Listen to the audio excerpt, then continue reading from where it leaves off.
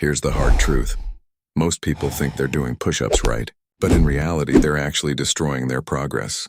If you've been pumping out rep after rep and not seeing results, or worse, feeling aches in your shoulders and wrists, chances are you're making the same mistakes almost everyone makes. Today, I'm breaking down the 3 push-up mistakes that are killing your gains and exactly how to fix them. Mistake 1, the Superman hands spread. First up, the Superman hands. This is when your hands are placed way too far apart, like you're trying to hug the entire planet. Problem? Your chest barely gets any tension. Your shoulders end up carrying the load and you lose power with every rep. The fix. Bring your hands directly under your shoulders. Spread your fingers wide. Grip the ground and imagine you're trying to twist the floor apart. That little adjustment activates your chest fully and locks in a rock-solid foundation. Mistake 2, flared out elbows. Next, the chicken wing elbows. This happens when your elbows shoot straight out to the sides as you lower down. Not only does this wreck your shoulder joints, it also steals strength from your chest and triceps. The fix. Tuck your elbows in at about a 45-degree angle.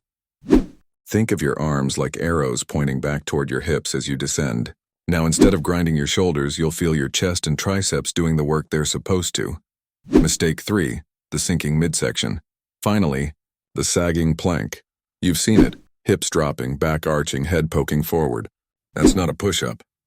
That's a recipe for back pain. The fix. Picture your body as a single, solid board. Brace your abs as if someone's about to punch you in the stomach. Squeeze your glutes tight, tuck your ribs slightly, and keep everything in one straight line. Now every rep trains your chest, arms, and core at the same time. So let's recap. Hands under shoulders, not stretched out wide. Elbows tucked at 45 degrees, not flared. Body locked in like a plank, no sagging.